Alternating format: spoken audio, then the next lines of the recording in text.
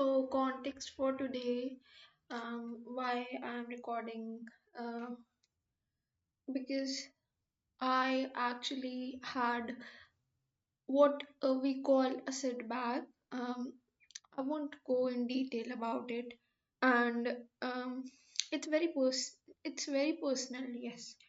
And um, the only thing that um, has kept me going is I don't know the belief. I mean, how to explain it? Um, I sort of right now, as of now, I have a belief in me. Like, I mean, for a person, it would be like, what do you mean? Like, we believe ourselves, right? What do you mean that you believe yourself? And to answer that question, um, and put my emotions and um, what I feel right now into words will be like that I like very recently, not um, okay, so from recent times only, I've started to, believe in my potential, believe in me, right? Um, and to put it more clearly, I would like to word it like this, right? When we are children, right? When we were children, when we were young, and like we didn't know what the world uh, looked like, and we always sort of had this positive belief, like whenever somebody would ask, "What do you want to become?" and we would say, like, "I want to be a international Grammy winner singer," or um, uh, and like I want to have concert in the biggest stadium of the world or the biggest auditorium of the world, or maybe I want to become a scientist at ISRO, NASA. Maybe I want to become an astronaut and go to space, and maybe I want to become a pilot or fighter jet pilot. Um, Maybe I wanted to become a chef. Maybe I wanted to become a restaurant owner. Maybe I wanted to become a teacher. Maybe I wanted to become CEO of any company. Or maybe I wanted to become the Prime Minister of India or the Prime Minister of any country or the um Secretary General of United Nations. And always we had that instinct like how, oh, I can become that, right? We had that belief, and slowly and gradually, when we were growing up, we were sort of limited. Like our belief in ourselves started to limit that this is not what I can do, or this is what I can't achieve, or this sounds, or even if we believed in ourselves, if it would like somebody would try to pull you down and say, oh, you can't, right? And slowly and gradually, you would have started either working in the direction, or mostly people just um, say that this is right. Like, would people would believe people who pull down, and that sort of happened with me. And in a matter of 4 5 years, not 4 5 years, maybe, probably, I don't know. Yep, 4 5 years. The innate belief that I had in me that suddenly shattered, that suddenly vanished away. And like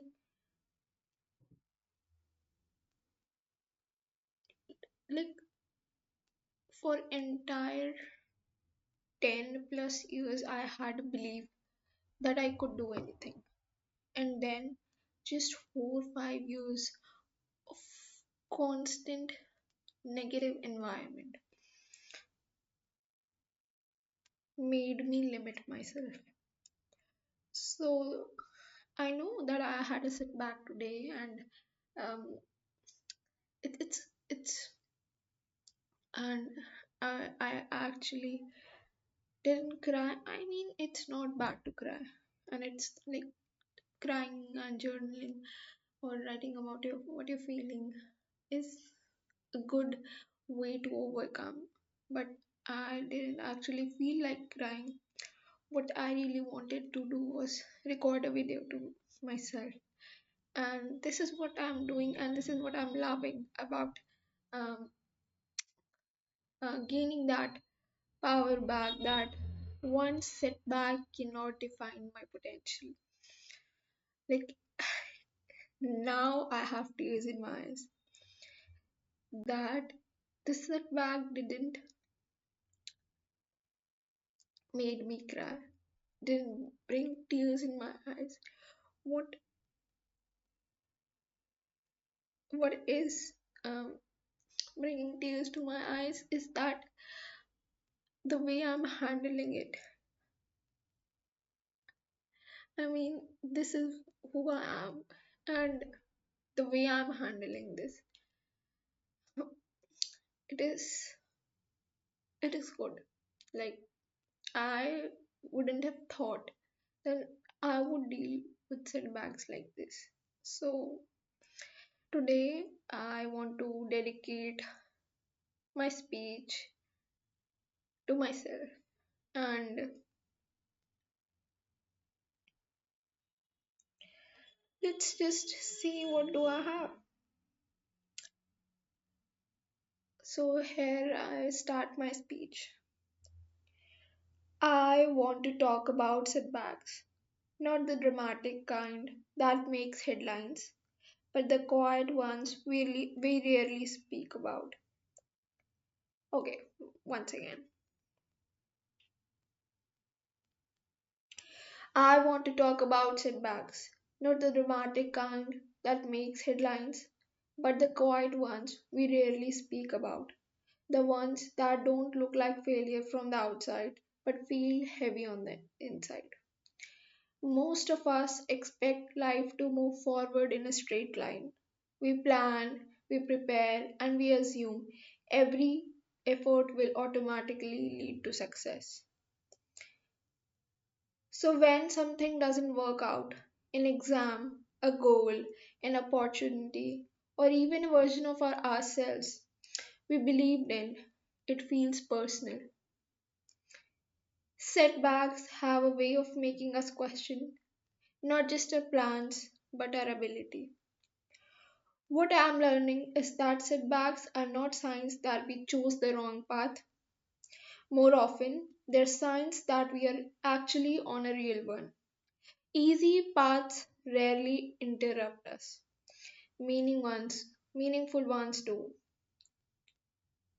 The hardest part of a setback isn't the event itself, it's the story we tell ourselves afterward. We start believing that one delay means we are behind forever, that one mistake defines our capability, that one wrong turn cancels all the effort we have put in. But life doesn't work on a permanent verdict, it works in phases. A setback is not a conclusion, it's information. It shows it, it shows us what didn't work, where we were unprepared, or what needs to change. But only if we are willing to look at it honestly instead of emotionally. The honesty is difficult because setbacks hurt that ego. They force us to slow down when we want momentum. They force us to rebuild when we wanted results. But slowing down is not the same as stopping. One thing setbacks teaches us very clearly is patience. Not passive patience, but active patience. The kind where you keep showing up even when progress feels invisible. The kind where you focus on what is still in your control instead of obsessing over what isn't. Another lesson is humility. Setbacks remind us that growth is not guaranteed just because we want it. It has to be earned repeatedly, and sometimes we earn it through struggle before we see it as success. Setbacks also reveal something important about our mindset. When things go wrong, do we collapse inward or do we reflect outward? Do we shut down or do we adapt? Resilience is not about being unaffected, it's about being engaged, staying engaged. You're allowed to feel disappointed, you're allowed to feel tired. What matters is whether you let those feelings decide your future. Some of the strongest people are not those who avoid failure, but those who learned how to recover without losing self respect. Facing, facing setbacks well doesn't mean staying positive all the time. It means staying honest, staying responsible, and staying willing to try again, even if the next attempt looks smaller, slower, or quieter. And finally, setbacks teach us something success can never: perspective. They remind us that our worth is not tied to one outcome, one result, or one phase of life.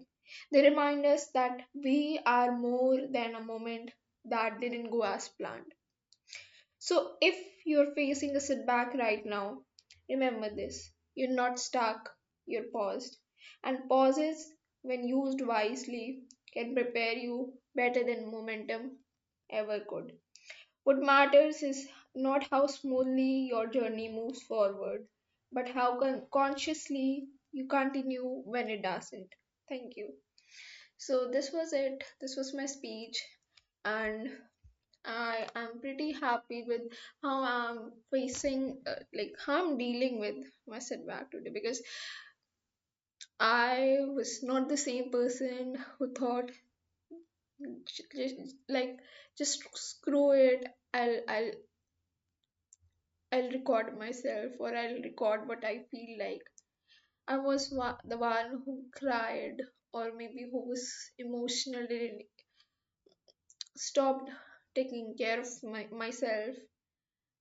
And as a person, it feels so good, so warm, and so much beautiful that I know how to deal with setbacks. It is not something that defines me. Maybe at the moment I needed to learn the lesson, and I did learn. The life wanted me to learn this lesson various times, and this was the last thing that was like this the stone that was meant to be you know thrown at me so that I can learn my lesson, and it feels so good. I'm so grateful, and now I've learned my lesson. So thank you so much for listening to me. It was more of a rant, um, but I thought, why not, record a speech, because it has been days. I don't know how many days. So yeah, I, I'm I'm feeling good about myself that I can record a video and I'll publish it in like a minute. So thank you so much.